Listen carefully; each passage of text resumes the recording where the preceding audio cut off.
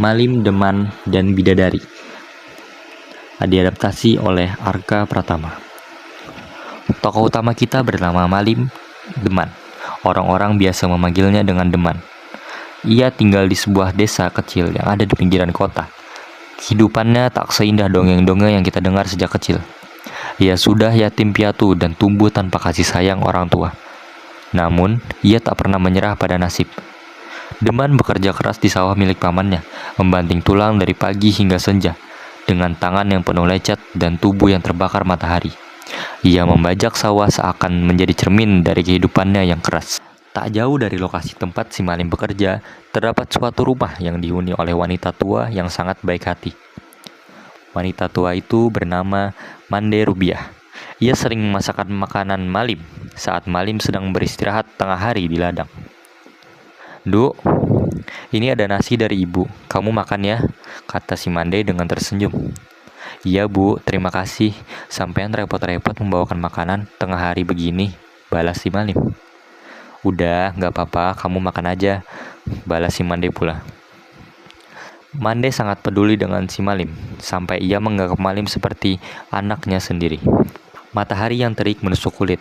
Rasa haus yang tak tertahankan membuat Malim beranjak pergi dari sawah menuju ke rumah pamannya untuk meminta minum. Dalam perjalanan, ia mendengar suara wanita dari arah pinggiran sungai kecil desa tersebut. Malim yang penasaran langsung menuju ke arah sumber suara tersebut.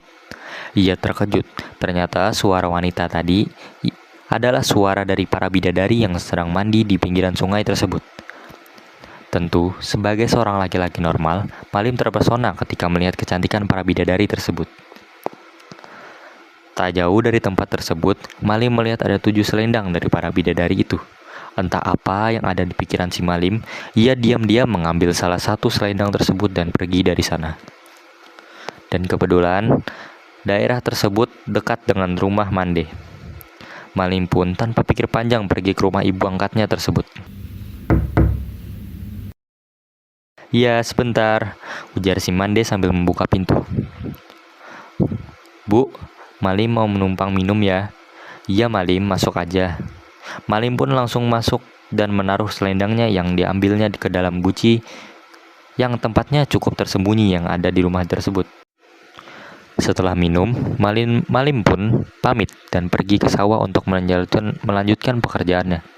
Di perjalanan, ia mendengar suara tangisan seorang gadis. Malim awalnya mengabaikan suara tangisan tersebut.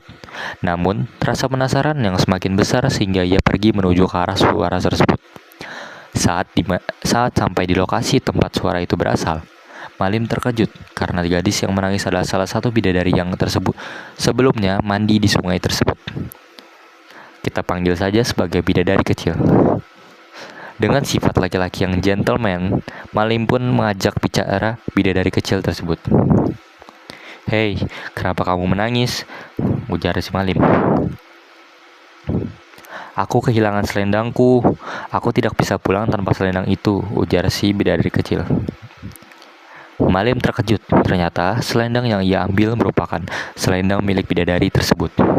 Rasa bersalah pun menghantui si Malim. Namun, ia tak mau mengaku jika ialah yang mengambil selendang tersebut. Untuk membayar rasa bersalahnya, Malim menawarkan untuk menginap di rumah Mande kepada bidadari tersebut. Tak mempunyai pilihan lain, bidadari tersebut mengiyakan tawaran si Malim dan langsung pergi ke rumah si Mande. Pada awalnya, Mande terkejut dan bertanya kepada Malim, "Duk, siapa gadis cantik ini?" Ujar si Mande. "Ini bu, dia gadis yang kutemukan tadi. Katanya ia tidak memiliki rumah, karena itu aku membawanya ke sini," balas si Malim. Pada saat itu, Mande kebingungan. Namun ia juga merasa kasihan kepada gadis kecil itu, sehingga ia memutuskan untuk mengadopsinya. Malim yang teringat dengan tugasnya di ladang, ia pun langsung pamit pergi kepada Mande dan bidadari tersebut untuk melanjutkan pekerjaannya di ladang. Setiap hari Malim selalu pergi ke rumah Mande untuk bertemu dengan bidadari kecil. Hari demi hari telah berlalu. Semakin lama perasaan yang aneh mulai muncul pada diri Malim. Suasana hati yang senang ketika melihat dia tersenyum bahagia hingga Malim bertanya-tanya, apakah ini yang namanya cinta? Sungguh perasaan yang rumit. Malim tidak tahan lagi dan menyatakan perasaannya kepada bidadari kecil. Seakan surga berada di pihak padanya, ternyata bidadari kecil juga menyukai si Malim. Malim pun senang, cintanya terbalaskan dan berjanji kepada bidadari kecil akan menikahinya ketika mereka sudah dewasa. Bidadari kecil yang mendengarnya pun tersipu malu, seakan tidak percaya dan hanya menganggap bahwa hal itu adalah janji manis lelaki saja. Beberapa tahun telah berlalu, Malim menepati janjinya untuk menikahi bidadari kecil. Seakan tak percaya kata-kata yang dianggapnya hanya janji manis seorang lelaki belaka, ternyata merupakan janji seorang pria yang tulus. Mereka pun menikah. Perasaan bahagia dan haru menyentuh hati mereka berdua.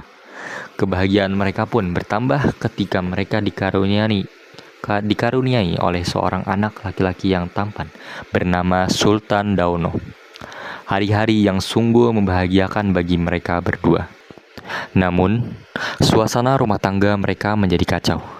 Tawa dan senyum bahagia yang ada di rumah tersebut seakan hilang ditelan kegelapan. Entah apa yang menyiris Malim.